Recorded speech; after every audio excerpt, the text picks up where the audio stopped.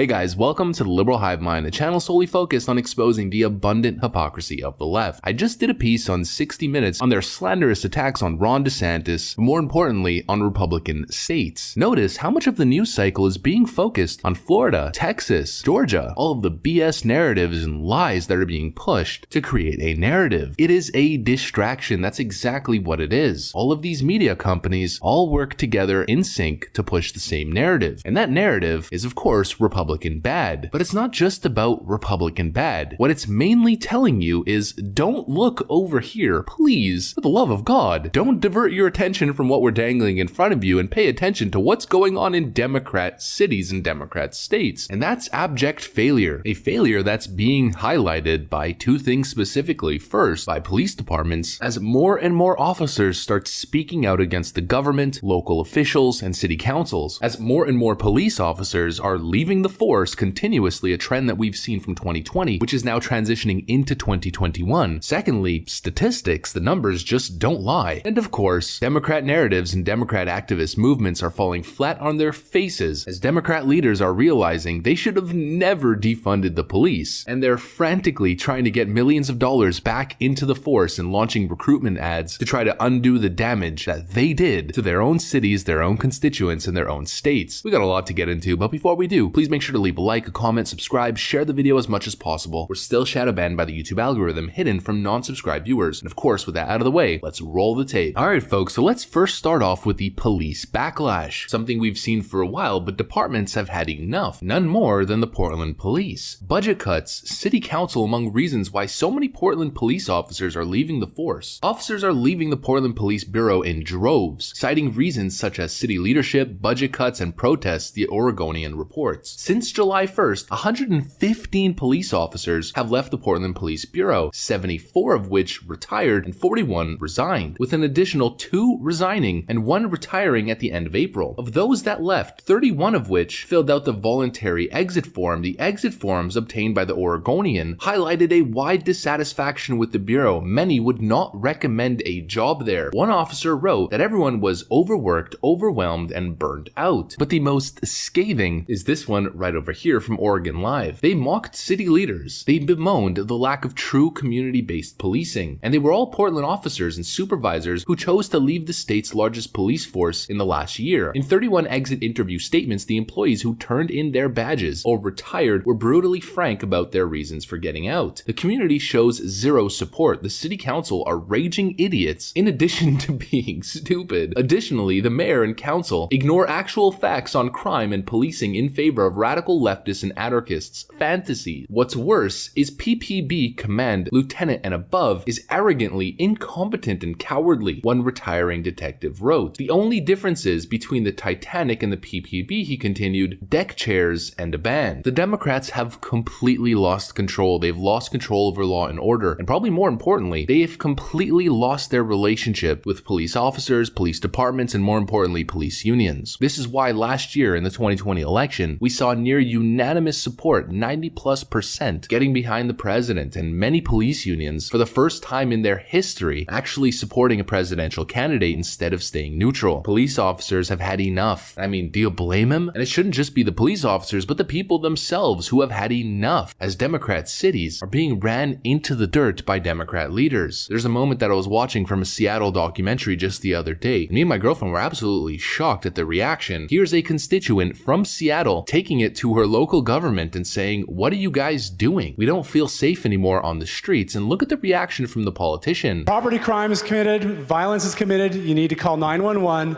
and the police. You've lost all credibility when you say, you said 2 words. You said, call 911. Do you understand that the police have told us to vote you all out so that they can do their jobs? And you're telling us to call 911? You're smiling. You think it's funny?